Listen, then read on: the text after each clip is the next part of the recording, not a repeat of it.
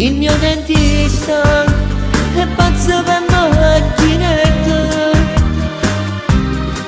è un parente che fa sempre scommesse. 3 anni sono passati e già tutto si è giocato, vizio è brutto.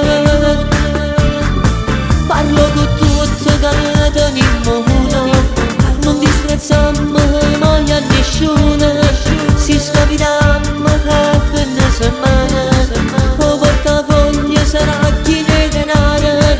Io faccio a dicere una bella cosa, levate questo vizio fanno male, perché ogni vizio è un capriccio e tutto si può fare per immediato.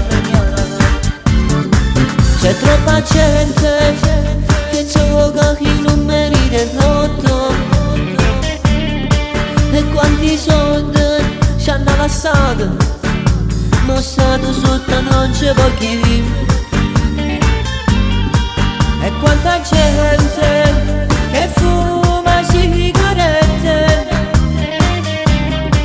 con l'aumento non fanno indifferenza. Sto vizio senza età e se può pigliare a 40 anni. Parlo con tutti che teniamo uno, non disprezziamo mai a nessuno. Si scapitiamo a fine settimana, o portafoglio sarà chi ne denaro.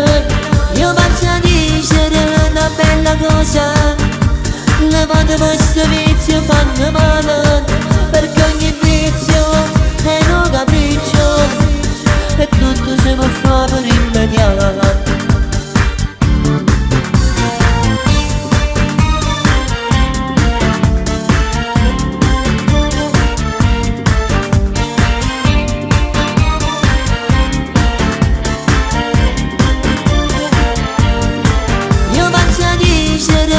Bella cosa, levate questo vizio fanno male, perché ogni vizio è un capriccio e tutto si può fare per immediato.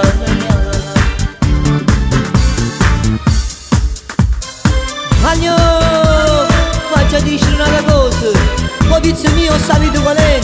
Sono ritardatario come tutta la famiglia mia, ma io una volta rinunciavo al caffè, invece mo portatene uno, capo figlio mo.